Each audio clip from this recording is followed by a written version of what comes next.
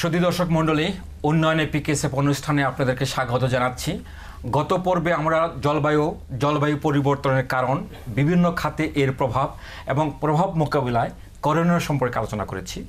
আজও আমরা আলোচনা করব জলবায়ু পরিবর্তনের প্রভাব এবং জলবায়ু পরিবর্তন মোকাবিলায় বিভিন্ন প্রচেষ্টা সম্পর্কে। এই আলোচনায় অংশগ্রহণ করার জন্য স্টুডিওতে আমাদের সাথে উপস্থিত রয়েছেন পল্লী কর্মসংস্থান ফাউন্ডেশনের সম্মানিত সভাপতি, আন্তর্জাতিক খ্যাতিসম্পন্ন পরিবেশ বিশেষজ্ঞ, দেশের স্বনামধন্য অর্থনীতিবিদ ডক্টর কাজী খলিকুজ্জামান আহমদ। আমাদের সাথে আরও রয়েছেন পল্লী কর্মসংস্থান ফাউন্ডেশন কর্তৃক বাস্তবায়িত কমিউনিটি ক্লাইমেট চেঞ্জ প্রজেক্টের প্রকল্প সমন্বয়কারী ডক্টর ফজলে রাব্বি সাদেক আহমদ। আপনাদের উভয়কে স্বাগত জানাচ্ছি। সুধী মণ্ডলী, ডক্টর কাজী খলিকুজ্জামান আহমদ জলবায়ু পরিবর্তন এবং সেই সূত্রে দরিদ্র দেশসমূহ, বিশেষ করে বাংলাদেশে তার অভিঘাত বিষয়ে আন্তর্জাতিক পরিমণ্ডলে দর কষাকষিতে নিয়োজিত বাংলাদেশ টিমের সমন্বয়ক। তিনি 2007 সালে নোবেল শান্তি পুরস্কার বিজয়ী জাতিসংঘ আন্তঃরাষ্ট্রীয় জলবায়ু পরিবর্তন সংক্রান্ত প্যানেলের সদস্য ছিলেন। আমরা আলোচনা করব তার সাথে। স্যার, গত পর্বে আমরা জলবায়ু পরিবর্তনের কারণগুলো এবং বিভিন্ন খাতে এর প্রভাব সম্পর্কে আলোচনা করেছিলাম। আপনার কাছ থেকে জানবো এই প্রভাব মোকাবেলায় আমাদের করণীয়গুলো কী? মোটা দাগে দুটো। একটা হচ্ছে যে জলবায়ু পরিবর্তন ঘটছে, এটা আস্তে আস্তে খারাপের দিকে যাচ্ছে, সেটাকে প্রথম নিয়ন্ত্রণে আনা, তারপরে এটাকে কমিয়ে আনা। এটাকে ইংরেজিতে বলে মিটিগেশন বা গ্রিনহাউস গ্যাস নিঃসরণ কমিয়ে আনা, এবং খুব দ্রুত কমাতে হবে। অবস্থাটা খুব খারাপ হয়ে গেছে, সেখান থেকে ফিরে আসতে হলে। আর দ্বিতীয় পথটা হচ্ছে ইতিমধ্যে যে ঘটে গেছে যে জলবায়ু পরিবর্তন, এবং যার ফলে প্রাকৃতিক দুর্যোগ বাড়ছে এবং তার ফলে যে অভিঘাতগুলো পড়ছে সেগুলোর মোকাবেলা করা বা খাপ খাওয়ানো, বা ইংরেজিতে যেটাকে অ্যাডাপ্টেশন বলা হয়। প্রথমত যদি আমি প্রশমন সম্বন্ধে বলি, যেখানে গ্রিনহাউস গ্যাস কমিয়ে আনার কথা, সেখানে বাংলাদেশের দায়িত্ব নেই। বাংলাদেশ এক স্বল্পোন্নত দেশকে এর থেকে মুক্ত করা হয়েছে।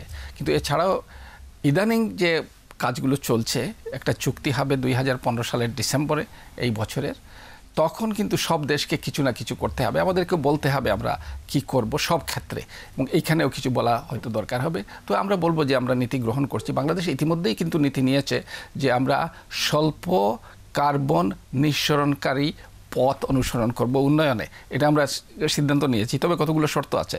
একটা শর্ত হচ্ছে যে আমাদের প্রবৃদ্ধি কমতে পারবে না, আমাদের দারিদ্র্য নিরসনের হার কমতে পারবে না, আমাদের প্রযুক্তি দিতে হবে, আমাদের অর্থায়ন করতে হবে, আমাদের সক্ষমতা বাড়ানোর জন্য যে সহায়তা লাগে সেটা দিতে হবে। এই শর্তগুলো পূরণ হলে আমরা এই পথ অনুসরণ করব। কিন্তু আমাদের মূল কাজটা হচ্ছে আসলে খাপ খাওয়ানো, এবং সেই জায়গায় বিশ্ব পরিমণ্ডলে, যেহেতু এটা বৈশ্বিক সমস্যা, বিশ্ব পরিমণ্ডলে আমাদের সেখান থেকে এই সহায়তাগুলো আসতে হবে, এবং আমরা দেশের মধ্যে অনেকগুলি নীতি ইতিমধ্যেই গ্রহণ করা হয়েছে, সেই নীতিগুলি বাস্তবায়ন করব।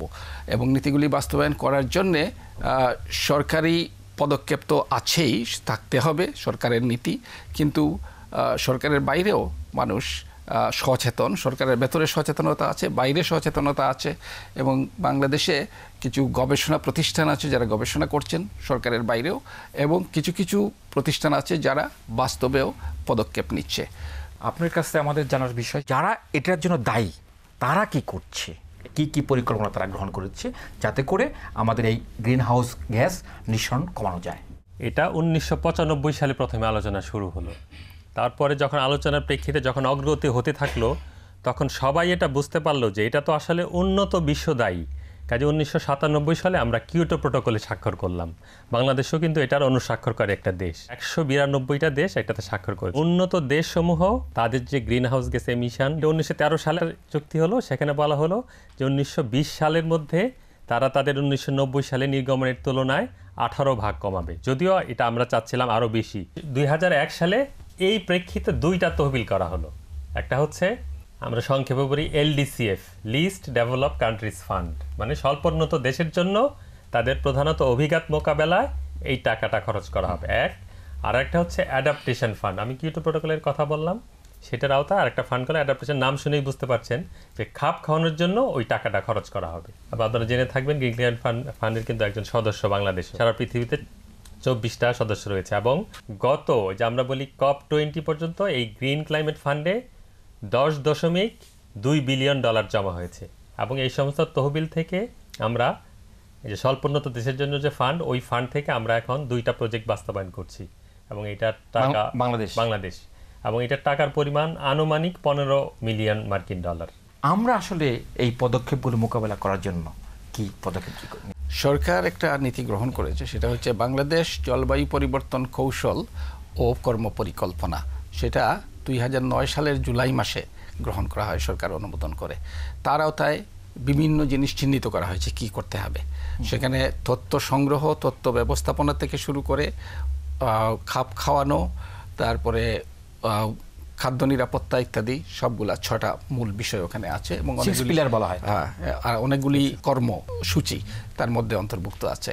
এটার আওতায় কাজ করার জন্য 2টো তহবিল গঠন করা হয়। একটা তহবিল হচ্ছে বাংলাদেশ জলবায়ু পরিবর্তন ট্রাস্ট ফান্ড, আর আরেকটা হচ্ছে বাংলাদেশ জলবায়ু পরিবর্তন রেজিলিয়েন্স ফান্ড। প্রথমটা হচ্ছে সরকারি অর্থায়নে, এ পর্যন্ত বাজেট থেকে দেওয়া হয় প্রতি বছর। সেই তহবিলে 2900 কোটি টাকা দেওয়া হয়েছে এবং তার প্রায় 1/3 রেখে দেওয়া হয়েছে আপৎকালীন সময়ের জন্য। কিছু প্রকল্প মাত্র 22-23 কোটি টাকা, সম্ভবত 25 কোটি টাকা, 25 কোটি টাকা কয়েকটি 61টি প্রকল্প এনজিওদের দ্বারা বাস্তবায়িত হচ্ছে। তো এটা হচ্ছে, এখানে আবার চলে এসছে অনেকগুলি প্রশমনের বিষয়ের মধ্যে আছে। এই যে প্রকল্পগুলো বাস্তবায়িত হচ্ছে তার মধ্যে প্রশমন আছে, গ্রিন হাউস গ্যাস কমিয়ে আনার, যেমন সোলার এনার্জি ইত্যাদি অনেকগুলি আছে, যেগুলি বেশিরভাগই খাপ খাওয়ানোর ব্যাপারে। ওটা থাকার কথা ছিল, কিন্তু পাশাপাশি ওইটা আবার 2টো জিনিসও আছে। যেহেতু বিদ্যুতের আমাদের সরবরাহ কম, কাজেই যেখানে গ্রিড থেকে বিদ্যুৎ পাওয়া যায় না সেখানে এগুলি দেওয়া দরকার আছে, এটা উন্নয়নের জন্য অন্যান্য পারপাসে দরকার আছে। কাজে ওটা দুটোই হচ্ছে, কিন্তু বেশিরভাগই হচ্ছে খাপ খাওয়ানো। আর যেগুলি আমরা এনজিওদের দ্বারা বাস্তবায়ন করছি সেগুলি মূলতই হচ্ছে খাপ খাওয়ানোর ব্যাপার। এটা একটা। আরেকটা হচ্ছে রেজিলিয়েন্স ফান্ড। রেজিলিয়েন্স ফান্ডে যে টাকা আসে সেটা সরকারি ব্যবস্থাপনায় মন্ত্রী হচ্ছেন পরিবেশ মন্ত্রী, সেটারও চেয়ারম্যান এবং অন্যান্য অনেক মন্ত্রী আছেন। তো এর মধ্যে অনেকগুলি 5টা-6টা প্রকল্প বাস্তবায়িত হচ্ছে। একটা হচ্ছে শেল্টার, আর একটা হচ্ছে কৃষি সংক্রান্ত। ফান্ডের পরিমাণ কত? ফান্ডে আমরা এতদিনে পেয়েছি $186 মিলিয়ন মাত্র। আর ওইটাতে যদি আমরা হিসাব করি 2900 কোটি টাকাতে আমাদের যেটা নিজেরা দেই ওটা 400 মিলিয়নের উপরে হয়। এই 186 মিলিয়ন এটা কোত্থেকে পেলেন স্যার? এটা হচ্ছে আমাদের উন্নয়ন সহযোগীদের কাছ থেকে।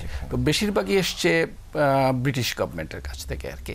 সাধারণত তারা এই ধরনের ফান্ডে দেয় না, তবে তারা একটু ব্যতিক্রম করে আমাদেরকে। আরও আমরা আশা করছিলাম, এখনও এটা বাড়েনি, তো আমরা আশা করছি ভবিষ্যতে যদি সঠিক ব্যবস্থাপনা থাকে তাহলে আরও বাড়বে।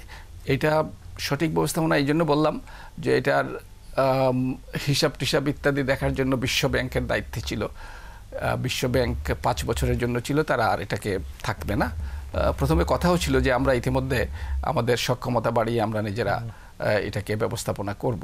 তো সেই জায়গায় আমরা যত দ্রুত ভালো করে যেতে পারবো তত হয়তো এখানে আরও অর্থ আসবে। তো এর 10% আবার এনজিওদের দ্বারা বাস্তবায়িত হওয়ার কথা, এবং সেই 10% বিভিন্ন অঞ্চলে যেখানে সবচেয়ে বেশি ক্ষতি গেছে, বন্যা যেখানে, উপকূলীয় ইত্যাদি জায়গায়, খরা, সেখানে ছোট ছোট প্রকল্প, অত বড় না, ছোট ছোট প্রকল্প গ্রহণ করার জন্য পল্লী কর্মসহায়ক ফাউন্ডেশনে সেই দায়িত্ব দেওয়া হয়েছে এবং সেটারই সমন্বয়কারী ডক্টর রাব্বি।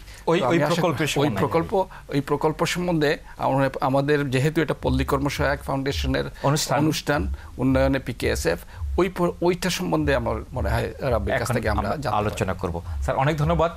ওই আলোচনা যাওয়ার পূর্বে আমাদের একটি ছোট্ট বিরতি নিতে হচ্ছে। শুধু দর্শক মণ্ডলী, বিরতির সময় এবং বিরতির পরেও আমাদের সাথে থাকবেন।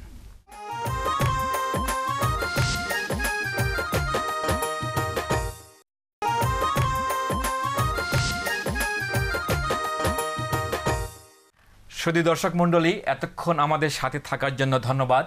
বিরতিতে যাওয়ার পূর্বে আমরা আলোচনা করছিলাম জলবায়ু পরিবর্তনের অভিঘাত এবং করণীয় সম্পর্কে। ডক্টর ফজলে রাব্বি স্যার খুব সুন্দরভাবে আমাদেরকে বুঝিয়ে দিয়েছিলেন যে বাংলাদেশ সরকার কি পদক্ষেপ গ্রহণ করেছে এবং তারই ফলশ্রুতিতে পল্লী কর্মসহায়ক ফাউন্ডেশন এই মুহূর্তে একটি প্রকল্প বাস্তবায়ন করছে, যে প্রকল্পের সমন্বয়কারী আপনি। এই প্রকল্পের অধীনে জলবায়ু এবং জলবায়ু পরিবর্তনের প্রভাবগুলো কিভাবে মোকাবেলা করছেন আপনি? আমরা এখন কমিউনিটি ক্লাইমেট চেঞ্জ প্রজেক্টে অদ্যাবধি আমরা পেয়েছি $12.5 মিলিয়ন।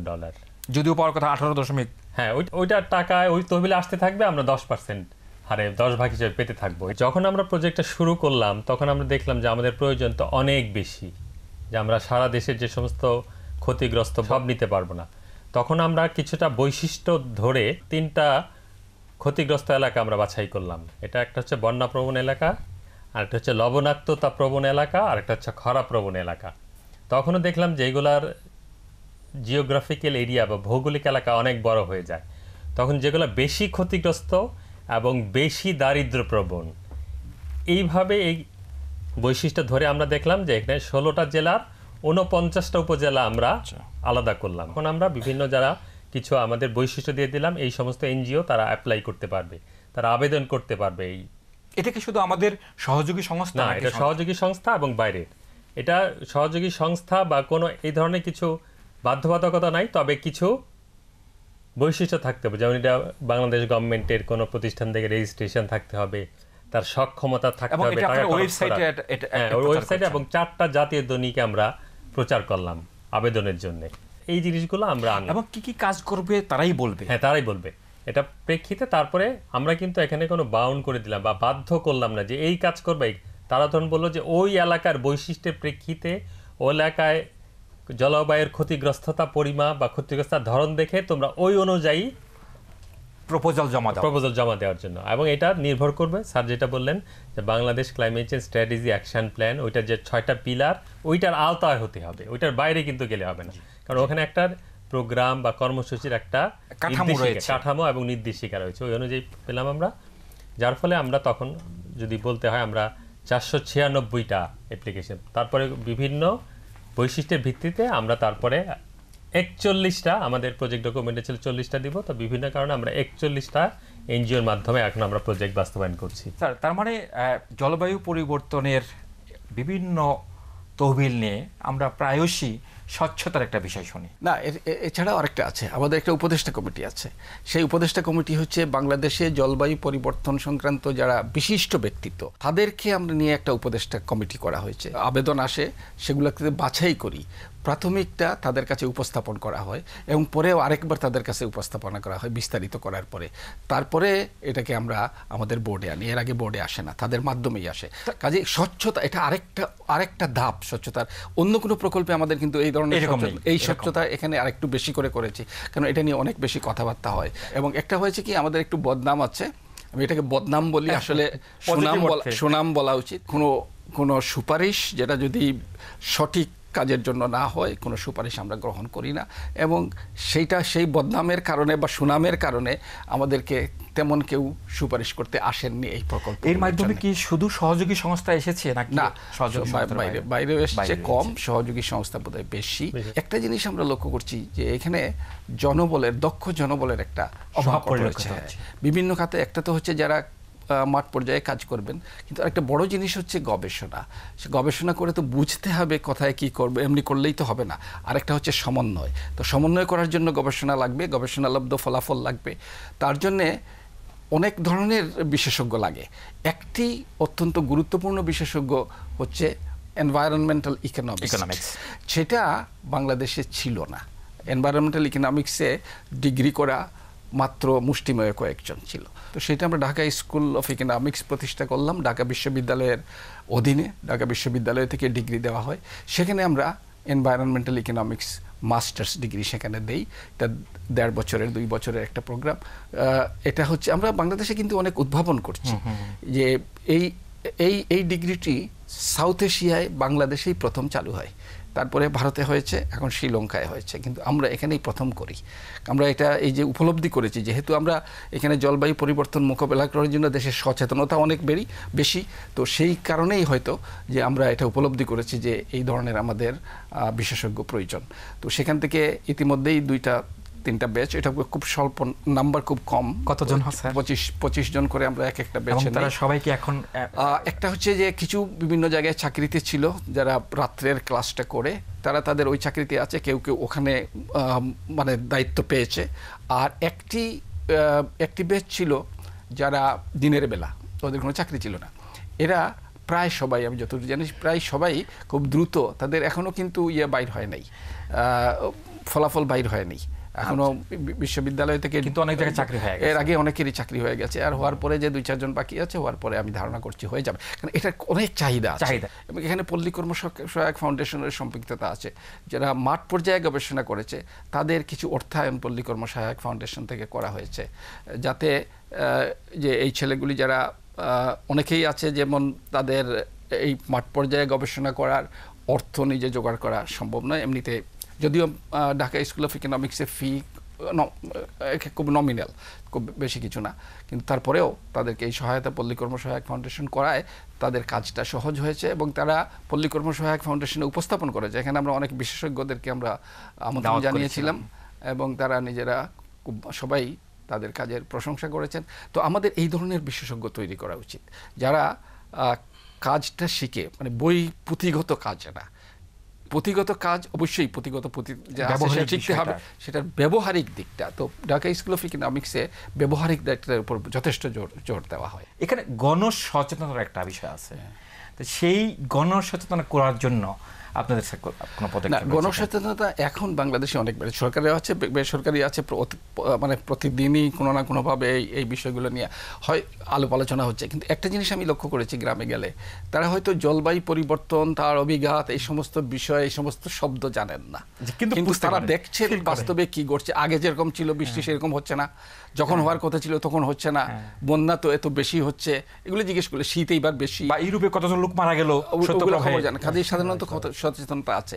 পল্লী কর্মসহায়ক ফাউন্ডেশন আমরা একটা কাজ করেছি, আমরা ইতিমধ্যে একটা বই লিখেছি, সেটা হচ্ছে জলবায়ু পরিবর্তন ও বাংলাদেশ বাংলায়। এটা আমরা ছড়িয়ে দেব। এটা লিখেছেন আমাদের এক মির্জা মনিরুল কাদির আমার সঙ্গে একসময় কাজ করতো, এখন কানাডা প্রবাসী, এবং একটা দীর্ঘ ভূমিকা আছে যেটা আমি সহজে সব কিছু নিয়ে আসার চেষ্টা করেছি। আর ফজলে রাব্বি সাদিক আহমদও এইটাতে অনেক অবদান রেখেছেন, কয়েকটি চ্যাপ্টারে তার অবদান রয়েছে। তো এইটা আমরা ছড়াইয়া দেব সব আমাদের সহযোগী সংস্থা এবং গ্রামে গঞ্জে, যাতে সচেতনতা বাড়ে। এটা খুব সহজ করে লেখার চেষ্টা করা হয়েছে এবং এখানে কিছু কিছু পদক্ষেপের কথা বলা আছে, সেগুলো হয়তোবা তারা এখান থেকে নিতে পারেন বা নিজেরা আলোচনা করে ঠিকও করতে পারেন। অনেক সময় তারাই জানেন কি ঘটছে তাদের জীবনে, তারাই বলতে পারবেন আসলে কি হওয়া উচিত। আপনার যে প্রকল্পগুলির উপপ্রকল্পগুলি যদি একটু বুঝেন, কি ধরনের প্রকল্প আপনার প্রকল্পের আওতায় নেওয়া হয়েছে? যে আমাদের প্রয়োজনের তুলনায় অর্থের প্রমাণ কিন্তু খুবই কম, সেক্ষেত্রে যে চাহিদা ছিল আমরা কিন্তু সেগুলো দিতে পারি নাই। আরেকটা যে আমরা তো এখানেও কিন্তু সক্ষমতার কিছুটা অভাব ফিল করেছি, যে আমরা এইটা না নিয়ে এইটা নিব কেন, কোনটা খরচ বেশি, কোনটা আমাদের বেশি প্রয়োজন, কোনটা আমরা খরচ কমিয়ে আনতে পারি। এর জন্য কিন্তু আমাদের প্রচুর দক্ষ জনবল দরকার। তো এখন আমরা কি করছি, যে উপস্থিত মুহূর্তে যেগুলো অতি দরকার, যেমন বন্যাপ্রবণ এবং লবণাক্ততা প্রবণ এলাকায় প্রধানত আমরা দেখছি যে অনেকেই বন্যায় ডুবে যায় বা সামুদ্রিক জলোচ্ছ্বাসে ডুবে যায়, আমরা তাদের ঘর বাড়ি উঁচু করে দিচ্ছি। একটা কারণ লবণাক্ততা প্রবণ পানির দেশ, অথচ প্রধান একটা এবং খরাপ্রবণ এলাকায় তাদের খাবার পানির প্রচণ্ড অভাব। তারপর লবণাক্ততা প্রবণ এলাকায় আমরা যাদের মিষ্টি পানি সরবরাহ, এটা PSF এর মাধ্যমে হোক, পুকুর খননের মাধ্যমে হোক, অথবা পানি ধরে রাখা, বৃষ্টির পানি ধরে রাখার মাধ্যমে হোক, এটা করছে। এগুলো আমাদের মেজর। এছাড়াও রয়েছে, আমি আগেই বলেছি গত পর্বে, যে আমাদের এখন লবণাক্ততা প্রবণ এলাকায় ধান হয় না, যেহেতু লবণ পানি চলে আসে, সেগুলো আমরা প্রতিরোধী জাত দেওয়ার চেষ্টা করছি। এটা লবণাক্ত প্রবণ এলাকা এবং খরা প্রবণ এলাকা। এটা খুব সরাসরি সম্পর্ক না হলে আমরা দেখেছি যে তাদের বাড়িঘর উচ্চ করে দিলাম, তাদের তো একটা ইনকামের, তাদের আয় রোজগারের তো একটা ব্যবস্থা থাকতে হবে। ধান হচ্ছে না ঠিক মতো, অথবা অন্য মাছ ঠিক মতো করতে, সেই ক্ষেত্রে আমরা কোথাও কাঁকড়া চাষ, কোথাও খরা প্রতিরোধী জাত, লবণাক্ত প্রতিরোধী জাত, অথবা অল্টারনেট, যেমন আগে মুরগি, কিন্তু একটু ছাগল, এগুলা কিন্তু বিভিন্ন প্রাকৃতিক দুর্যোগে সহজেই এরা ভালনারেবল, একটাই তাকে টিকিয়ে রাখা ওই জায়গায়। হ্যাঁ, সেক্ষেত্রে আমরা ভেড়া দিচ্ছি অথবা হাঁস দিচ্ছি, এই ধরনের একটা। আরেকটা হচ্ছে, এটা আমাদের দেশে খুবই দরকার, যেটা আমরা অতটা ফিল করি না। এই যে আমরা বাড়ি ঘর উচ্চ, দেখা যায় যে টয়লেট বা তার যে পায়খানা, সেটার ব্যবস্থা নেই। এটা হচ্ছে সব কিছুর সাথে এটা অঙ্গাঙ্গী। সেক্ষেত্রে জড়িত, পায়খানার জড়িত, ব্যবস্থা, জড়িত। কোথাও টিউবওয়েলের ব্যবস্থা, এই ধরনের বিভিন্ন ধরনের যে জায়গায় যেটা প্রয়োজন সেটা আমরা করেছি। সেটা আমরা দেওয়া। তবে আমি আগেও বলেছি, এখনো বলি, চাহিদার তুলনায় কিন্তু আমরা দিতে পারছি না। কাজে অনেকে হয়তো আমার কথা শুনে বলবেন যে এটা দেওয়া উচিত ছিল, কিন্তু কেন দিলেন না? দেওয়া এটা হয় না। সাধারণত আমাদের আপনি অর্থের $12 মিলিয়ন হ্যাঁ, আমরা সব করতে পারছি কাজ না। করতে হচ্ছে। সেটাই। অনেক ধন্যবাদ ডক্টর ফজলে রাব্বি সাদেক স্যার, আপনাকে ধন্যবাদ যে এই সমৃদ্ধ আলোচনায় আমাদের সাথে এখানে এসে অংশগ্রহণের জন্য। সুধী দর্শক মণ্ডলী, জলবায়ু পরিবর্তন বর্তমানে একটি বহুল আলোচিত বৈশ্বিক বিষয়। এর ক্ষতিকর প্রভাব মোকাবেলা করে বাংলাদেশকে একটি মর্যাদাপূর্ণ এবং মধ্যম জীবনমানের দেশে উন্নীত করা আমাদের জন্য একটি বড় চ্যালেঞ্জ। সকলের প্রচেষ্টায় এই চ্যালেঞ্জে আমরা সফল হব সে প্রত্যাশায় আজকের অনুষ্ঠান শেষ করছি। আগামী অনুষ্ঠান দেখার আমন্ত্রণ রইল।